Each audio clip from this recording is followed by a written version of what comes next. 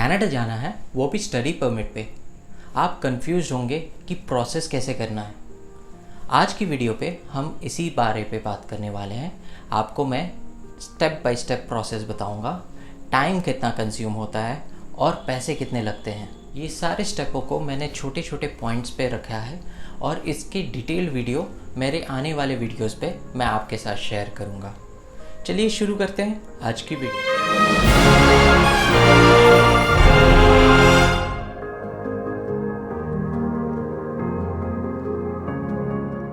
Hey guys, welcome back to my channel. मेरा नाम है शौकत और आप देख रहे हैं क्रेजी हॉस्पिटैलिटी। और आज हम बात करने वाले हैं स्टडी परमिट के स्टेप बाय स्टेप प्रोसेस की। स्टेप नंबर 1, आइल्स एग्ज़ाम। आइल्स आप किसी भी इंग्लिश स्पीकिंग कंट्री पे जाना चाहते हो तो आपको आइल्स एग्ज़ाम देना ज़रूरी है। आइल्स एग्ज़ाम दो तरीके के होते हैं, एक एकेडमिक, एक जनरल। बेसिकली स्टडी के लिए आपको एकेडमी ही देना है और एकेडमी में वो भी आपको CLB 6 स्कोर करना ज़रूरी है। आप यदि there are many colleges who is taking you below 6 also, but आपके लिए पंगा हो जाएगा कि जब आप वीज़ा के लिए अप्लाई करेंगे तब आपको दिक्कत आएंगी। There are chances of visa rejection. तो हमेशा ट्राई करें CLB 6 लाने का, जिससे आपको इजी हो जाए। आपको इस पे 4 सेक्शन होते हैं, लिसनिंग, राइटिंग, रीडिंग और स्पीकिंग। तो चारों सेक्शन पे मिनिमम आपको 6 लाना ज़रूरी है। और कॉलेज टू कॉलेज वैरी भी करता है। कुछ कॉलेजेस के जैसे रूल्स होते हैं कि आपको राइटिंग और स्पीकिंग में मिनिमम 6.5 स्कोर करना पड़ता है। तो आप वो भी चेक कर सकते हैं इफ़ यू वांट कौन से कॉलेज पे। और जितना अच्छा स्कोर कर पाएंगे उतनी ज़्यादा आपको अपॉर्चुनिटी मिलती है बेटर से बेटर कॉलेज पे एडमिशन पाने के लिए। आइल्स के ऊपर मैं अलग से एक वीडियो बनाऊंगा जिस पे मैं आपको पूरे डिटेल पे बताऊंगा एकेडमी पे क्या क्या आपको क्वेश्चंस आ सकते हैं, किस टाइप के क्वेश्चंस होते हैं। चारों सेक्शंस को डिवाइड करके मैं आपको उस पर एक्सप्लेन करूँगा मेरे आने वाले वीडियोज़ पे। आज हम सिर्फ इसको जितना छोटा हो सके हम, क्योंकि इस पे स्टेप बाय स्टेप प्रोसेस है, तो इसीलिए मैं चाहता हूँ कि ये वीडियो को जितना छोटा हो सके मैं उसको उतना ही रखूँ। आइल्स पे आपको आइल्स देना है तो आपको मिनिमम 13,500 से 14,000 का आपको खर्चा बैठेगा। और यदि आप कोई भी इंग्लिश मीडियम स्कूल से पढ़े हुए हो तो आपके लिए बहुत इजी है, क्योंकि आपका जो इंग्लिश लैंग्वेज सब्जेक्ट था that will be helping you today to give an IELTS exam, क्योंकि मोस्ट प्रोबेबली सेम टाइप के क्वेश्चंस होते हैं, तो आपको बहुत हेल्पफुल होगा। यदि आप की कम्युनिकेशन में प्रॉब्लम है तो आई विल सजेस्ट यू आप प्रिपेयर करें, उसके बाद ही आइल्स पे एग्ज़ाम दें, क्योंकि आप अपना पैसा लगा रहे हैं, एक बार क्वालिफाई नहीं होता है तो फिर आपको 13,500 लग जाएगा। तो ऐसे कैलकुलेट करने जाओगे तो आपको बहुत खर्चा बढ़ सकता है। और यदि आप कोचिंग कराना चाहते हो उसके भी डिटेल मैं अपने आने वाले वीडियो पे बता दूंगा कि कहाँ पे कोचिंग्स होते हैं। There are private tutors, there are different agencies which help you to prepare for IELTS. Step number 2, college selection. आपको जब आइल्स का एग्ज़ाम का रिज़ल्ट आपके हाथों पे आ जाता है, बेसिकली आपको वो 13 डेज़ पे आपको ऑनलाइन रिज़ल्ट मिल जाता है और विद इन 15 to 20 डेज़ के अंदर आपके हाथों पे उसका रिज़ल्ट का कॉपी भी आ जाता है। Once you receive the result copy in your hand, आप अपने कॉलेजेस ढूंढना स्टार्ट कर सकते हो। आप खुद से भी ढूंढ सकते हो। आपको किस सिटी पे जाना है उस सिटी पे जाइए, कोर्स चेक करिए, ऑनलाइन में जाके खुद से भी रिसर्च कर सकते हैं। और if you are not comfortable enough, आपको समझ में नहीं आ रहा है, there are so many agencies like IDP है, कैनन है, CIP है, जो आपको हेल्प करते हैं कॉलेजेस ढूंढने में, कोर्स आपको कौन सा कोर्स करने में सजेस्ट करते हैं। They are all free of cost. ये एक छोटा सा टिप आपको दे दिया हूँ, तो ये चीज़ आप दिमाग में रखें। और जब आपको कॉलेज मिल जाए so you have to send them the you have to fill up the application form. आप जब एप्लीकेशन फॉर्म फिलअप कर रहे हो तो I will suggest you choose your college. बहुत अच्छे तरीके से कोर्स देख लीजिए, जो आपको करना है वही करना है, क्योंकि आपको एप्लीकेशन फ़ीस पे भी पैसे देने पड़ते हैं। तो ये आपका एक आपको ऑलमोस्ट पकड़ लीजिए कुछ कुछ कॉलेज पे $50 50 कैनेडियन डॉलर्स भी पड़ता है, और किसी किसी कॉलेज पे 200 से 250। आप यदि एक कॉलेज पे आप यदि टारगेट करते हो the best college that you want to go, ये आपके दिमाग में सेट है, तो आपको उतना एक्सपेंस नहीं होगा। मगर आप यदि सोच रहे हो कि इस कॉलेज में अप्लाई करूँ, उस कॉलेज पे अप्लाई करूँ, तो it might get costly for you. और कॉलेज को ऑटोमेटिक आपको डॉक्यूमेंट्स भेजने पड़ते हैं। फर्स्ट आपका आइल्स का रिज़ल्ट, आपका CV and your education certificates की कॉपी आपको ये सारी चीज़ों की कॉपी आपको स्कैन करके एप्लीकेशन फॉर्म के साथ सबमिट करना पड़ता है। उसके बाद कॉलेज आपके सब कुछ डिटेल्स को रिव्यू करेगा। Once they review and if they it will take around like यदि आपका सब कुछ परफेक्ट है, so with in 15 days to 30 days के अंदर आपको एक्सेप्टेंस लेटर मिल जाएगा। अब आते हैं स्टेप नंबर 3, एक्सेप्टेंस। अब आपको कॉलेज ने एक्सेप्ट कर लिया। आफ्टर 15 to 30 days के बाद आपको एक लेटर भेजा गया, एक्सेप्टेंस लेटर, जिसमें कभी कभी क्या करते हैं कॉलेज आपको सीट ब्लॉक करने के लिए भी बोलते हैं, और कभी कभी कॉलेजेस आपको डायरेक्ट फ़ीस पे करने के लिए बोल देते हैं।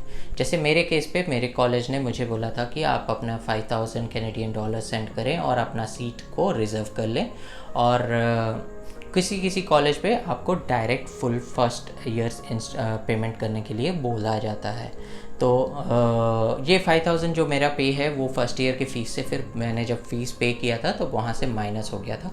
तो ये चीज़ आप भी देख सकते हैं आपको किस तरीके का ऑप्शन मिल रहा है। कॉलेज जैसे ही आपको बोलता है फ़ीस पे करने के लिए, तो फर्स्ट ईयर फ़ीस आप पकड़ लीजिए, ऑलमोस्ट लाइक आपका 8 लाख से 11 लाख के करीब ऑलमोस्ट पड़ जाता है। तो ये एक सजेशन है, आप एक बार में ही पूरा फ़ीस पे कर दे। सीट ब्लॉक करना, यदि if you are very sure कि आपको उसी कॉलेज पे जाना है, तो एक बार पे ही पूरा फ़ीस पे कर दीजिए, क्योंकि आप जब वीज़ा के लिए फ़ाइल करोगे तो आपको बहुत बेनिफिट मिलेगा if you have already paid the first year fees. क्योंकि आप जब SDS कैटेगरी पे अप्लाई करते हो तो आपको फ़ीस फर्स्ट ईयर पेमेंट करना पड़ता है। तो इसके ऊपर भी मैं डिटेल बनाने वाला हूँ, डिटेल वीडियो, कि आपको फ़ीस पे कैसे करना होता है, किस डिफरेंट वेज़ कैसे आप फ़ीस पे कर सकते हो। तो ये आने वाले वीडियोस पे रहेंगी। आपने यहाँ पे अपने कॉलेज को फ़ीस जमा कर दिया है, और कॉलेज उसके with in few days like 5 to 7 working days आपको एक लेटर भेजता है, जिसे लेटर ऑफ एक्सेप्टेंस बोला जाता है। वो लेटर को बहुत संभाल के रखिएगा, क्योंकि आप जब वीज़ा फाइल करेंगे that is one of the important letter for you while filing your visa, जिस पे आपका प्रूफ है कि आपने कॉलेज को पूरा 1 साल का फ़ीस जमा कर। Step number 4, GIC। आप जब कनाडा जाते हो स्टडी करने के लिए, तो आपने तो फ़ीस पे कर दिया है, मगर कैनेडियन गवर्नमेंट को डर लगा रहता है कि ये बंदा फ़ीस तो पे कर दिया है, अब ये कनाडा आके रहेगा कैसे, खाएगा कैसे, इसके पास ये सब के लिए पैसे हैं। आप तो सोचते हो कि आप जाके वहाँ पे पार्ट टाइम जॉब कर लोगे, ये कर लोगे, but sometimes it gets difficult. आपको आपके सूटेबल पार्ट टाइम जॉब्स नहीं मिलती है, आप स्ट्रगल करते हो वहाँ पे पार्ट टाइम जॉब्स पाने में। तो इसीलिए कैनेडियन गवर्नमेंट ने क्या किया है, आपसे 1 साल का पैसा पहले से ही कलेक्ट करके अपने बैंकों में रखवाते हैं, और जैसे आप वहाँ पे लैंड करते हो तो आपको महीने के हिसाब से आपको थोड़ा थोड़ा करके आप ही का पैसा आपको वापस कर दिया जाता है। So you can say that GIC is something like a security deposit. अब ये करने के लिए आपके पास 2 बैंकों का ऑप्शन है, एक है CIBC और दूसरा है नोवा स्कोशिया। नोवा स्कोशिया पे आप यदि करना चाहते हो तो आपको मिनिमम 7 डेज़ का टाइम लग जाता है, और यदि CIBC से करना चाहते हो तो 2 to 3 वर्किंग डेज़ पे आपका प्रोसेस हो जाता है। 10,000 Canadian dollar which is something around like 5,50,000 के करीब होता है। और ये आप जब लैंड करोगे वहाँ पे स्टडी आपको वहाँ पे ही आप चाहो तो इशू कर सकते हो आपका ये पैसा फर्स्ट इंस्टॉलमेंट। स्टेप नंबर 5 आपको बता दूँ, जब आपके सारे काम हो जाते हैं स्टेप नंबर 1 से स्टेप नंबर 4 तक, तब आता है important thing which is step number 5, filing for your visa. आप जब वीज़ा फाइल करने जाते हो, ऑनलाइन ऑप्शन है और पेपर ऑप्शन है। तो इससे पहले आपको मेडिकल करा लेना होगा। आपके हर एक स्टेट पे एक एक जगह होती है, जैसे कोलकाता पे भी अवेलेबल है। कुछ हॉस्पिटल्स हैं जो पहले से ही उन्हें एफिलिएशन दिया हुआ है, they are already tied up with VFS, offices, तो आप वहाँ पे डायरेक्ट उनके वहाँ पे जाके मेडिकल करा के आप उनको पहले ही बता दीजिएगा कि आपका ये प्रोसेस कनाडा स्टडी परमिट को अप्लाई करने के लिए है। तो इसका कॉस्ट पड़ता है आपको अराउंड 4500। हाँ, यदि आपके पास आपके बदन पे यदि टैटू है तो आपको और 1500 एक्स्ट्रा देना पड़ेगा। और एक चीज़, प्लीज़ डोंट हाइड दैट कि आपके पास टैटू है और आप डॉक्टर को जब वो चेकअप कर रहे हैं तो आप उनको नहीं बता रहे हो कि आपके बदन में टैटू है। तो ये आपको लेटर ऑन यदि उनको पता चल जाए है कैनेडियन इमिग्रेशन को, तो you will be in A trouble. तो आपका वीज़ा रिजेक्शन होने के चांसेस भी है। सिर्फ 1,500 रुपये की ही बात है। आप इतना लंबा प्रोसेस करते हुए आ रहे हो, इतने पैसे इन्वेस्ट करते हुए आ रहे हो, तो सिर्फ 1,500 मत छिपाओ। आप सीधा सीधी स्ट्रेट फॉरवर्ड बोलो और वो आपको 5,500 या 6,000 के करीब करीब पड़ता है। हर एक जगहों का अलग अलग लोकेशंस का अलग अलग प्राइसेस है। कोलकाता पे अराउंड 5,500 पड़ा था, तो मैं आपको ये बता दे रहा हूँ। और once you are done with your medical, आपको एक सर्टिफिकेट दिया जाता है। उसके बाद आप जाइए, ऑनलाइन बैठिए, अप्लाई करिए। और अप्लाई करने के बाद आपको ऑलमोस्ट लाइक वीज़ा अप्लाई करने के लिए आपको 12,500 रुपये लगते हैं। और उसके बाद आपको विद इन 24 आवर्स बायोमेट्रिक्स के लिए बोला जाता है। आप बायोमेट्रिक्स के लिए तैयार होइए, जाइए VFS ऑफिस में जाके आपके हैंड प्रिंट्स के दे के आइए, और उसके बाद आपका visa process all set, which as per them it takes around 45 days, minimum 45 days. किसी किसी केसेस पे इससे ज़्यादा भी चली जाती है और किसी किसी केसेस पे इवन 15 डेज़ पे रिज़ल्ट आ जाती है।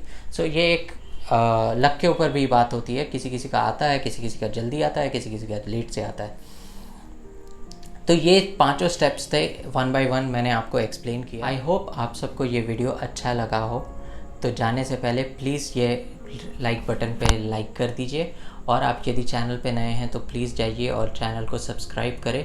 और इससे मुझे मोटिवेशन मिलता है कि मैं और से और वीडियोस बनाऊं, और क्योंकि मेरे फॉलोअर्स बढ़ रहे हैं जो मुझे सुनना चाहते हैं, तो इससे मुझे मोटिवेशन मिलता है कि मैं इसे और डिटेल में स्टेप बाय स्टेप प्रोसेस भी आपको एक्सप्लेन करने वाला हूं।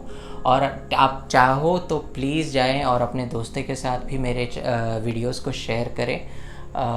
आपको यदि कोई भी सवाल हो तो आप मुझे इंस्टा में भी DM कर सकते हैं, या फिर कमेंट सेक्शन में लिख सकते हैं। मैं आपको हर एक क्वेश्चंस का आंसर्स मैं देता हूँ। Even if you have any suggestion regarding my videos, please go ahead and tell me on that. Be safe. नमस्ते।